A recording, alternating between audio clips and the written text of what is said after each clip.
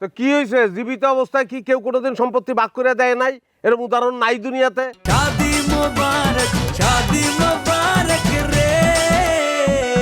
একটু খারাপ। আচ্ছা একটা কথা কচ্ছে, কোন বেয়াদ্দবের ঘরের বেয়াদ্দবের মেয়ের তুই বিয়া করছ যে শ্বশুর লাগে মুখে মুখে তর্ক করে?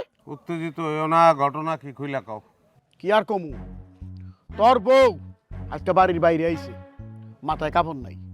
আমি তারে কইছি ঘুমটা না দিয়ে বাইরে আইছো কেন? হ্যাঁ, তুমি বাড়ির বউ, বাড়ির ইজ্জত, বাইরে আইলে মাথায় ঘুমটা দিবে, ময় মুরব্বী দেখলে মাথায় ঘুমটা দিবে। সে আমার মুখের উপরে কয়ে দিল যে এই পরামর্শ কি আপনার মেয়েরে দিয়েছেন কোনোদিন? শুকুরে দিছিলাই পরামর্শ কোনোদিন? আমার তো মনে হয় না দিছো। তাহলে তো ঠিকই কইছে। কি কইলি তুই?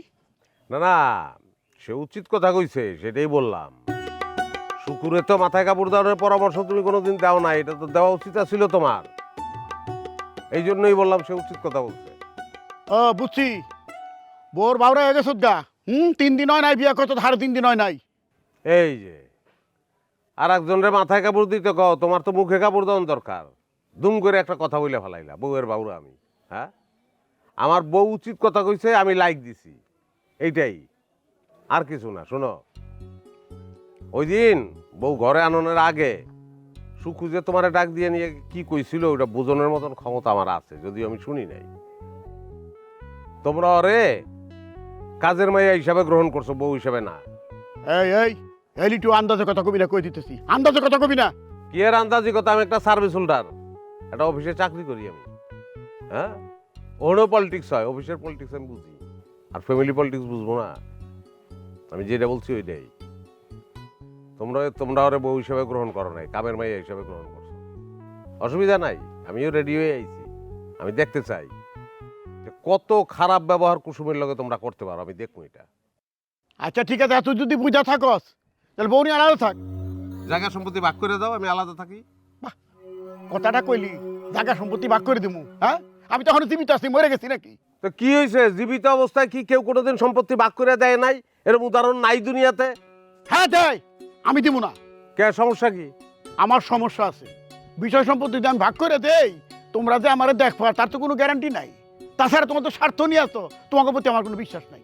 ও, তাইলে তো তোমার মাইরে ভালাম ছাড়া আর কোনো উপায় নাই। হেই, কি কইলি? তোমার কথার পৃষ্ঠে তো কথা ওইটাই আহে, ছাড়া তো উপায় নাই। তার আগে আমার সমস্ত বিষয় সম্পত্তি এতিমখানা নামে গুইল করে দিবি। তো তুমি মরে গেলে তো আমরাও এতিম, তখন তো সম্পত্তি আমরাই পাবো। তোমার খায়সও মিটলো, আমাকে ইচ্ছাও পূরণ হইলো, এটাই হোক। এই তুই কে রে? তুই কে? আর তোর তো আমি চিনতেছি না। তুই কি আমার পোলা নাকি? আমি কেমনে কমু, এটা তো তুমি জানো। তুই আমার সামনে থেকে যা, যা করতেছি। আচ্ছা, অন্য এক সময় আসুন না আবার। ওয়াল্লাহ, এ কেমন পোলা জন্ম দিচ্ছি? হ্যাঁ, আমার গুণ করে সম্পত্তি ভাগ নিবার চায়।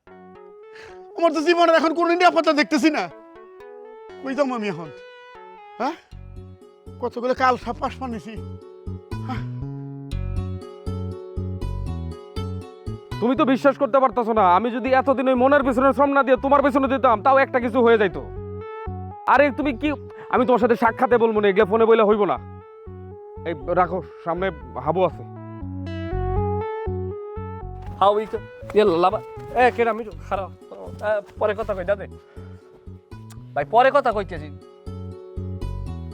কি অবস্থা? যা কই নিরেলায় নির্জনে আসতে আসো কি? কোনো পেয়ারির দেখা সাক্ষাতের জন্য অপেক্ষা করতেছো নাকি?